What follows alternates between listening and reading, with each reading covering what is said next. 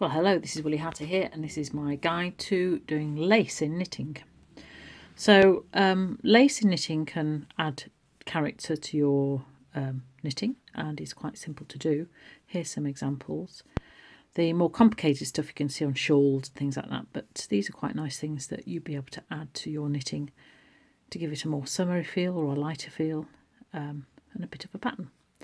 So the things to look out for are which way you're going, whether you're going straight up or zigzag, and where to put your yarn overs, but we'll go into that in a second. So the basis of lace work, or making holes on purpose, is that you use a decrease stitch and then you yarn over to compensate for the fact that you've decreased. So here we can see we've used an SSK, slip slip knit, on that side because it's sloping to the left, and here we've used knit two together, which slopes through to the right. And when we've done SSK, we've done the yarn over before. When we've done double knit with yarn over the other side. And this example is moving across the work, and I'll show you how we do that. And then over here we've got examples of holes that go up and down.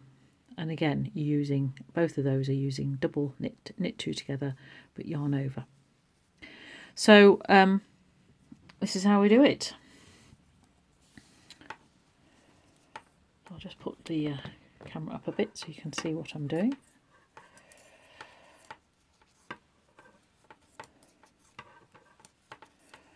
So here we are. Now if we're travelling on or making a V or going across your work, you will see you've got a line here of double knit. So to continue the travel, we're going to do a double knit before the lacy bit. So it's knit two together, and then we're going to yarn over. So we're putting the yarn right through the needles like you would do if you're doing a rib, and then we're going to knit. Okay, so now we've got a knit two together, and then we've got the loop there. So I'll just move along a bit and do another one. Gone too far. So here you can see the line of the knit two together. So we're going to go into there. If you're following a pattern or a chart, it should show you this as well. And then we're going to yarn over and then knit.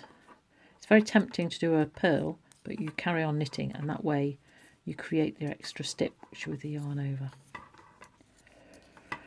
So just moving up here to the straight line bit. So when we're doing straight lines, it's a slightly different pattern. So here I've used knit two together on the right hand side of the pattern, so you can see there I've done the double knit and knit two together. So I'm going to knit both the loop and the stitch. So before I would have done those two, but that would travel, and I don't want to travel. I want to go straight up. So I'm knitting two together, yarn over, and then knit. And there you can see I've got another extra little hole. So I'm just going to go along, and this one I've done the knit two together on the opposite side. So I'm going to knit that one and that one together. Oops, before I do the yarn over. There we go, nearly missed that one. So as long as you do a yarn over for every time you decrease, you should be all right. So those are the straight ones, and this final one here is an SSK. So I'm going to there. So this time with an SSK, because it's going left, I'm going to yarn over first, and then I'm going to slip, slip, knit, and there I've created another stitch. So then you knit to the end. Now usually most patterns won't expect you to do any lacy stuff on the purl row. So the purl rows are usually quite simple, she says. So Here is, I'm getting to the point where I've created the extra stitch. And you think, oh no, I've created a hole, it's not going to work. It will work, don't panic. So you just purl that as you would normally purl a stitch. It looks a bit bigger, but you are creating a hole. So I'll do that.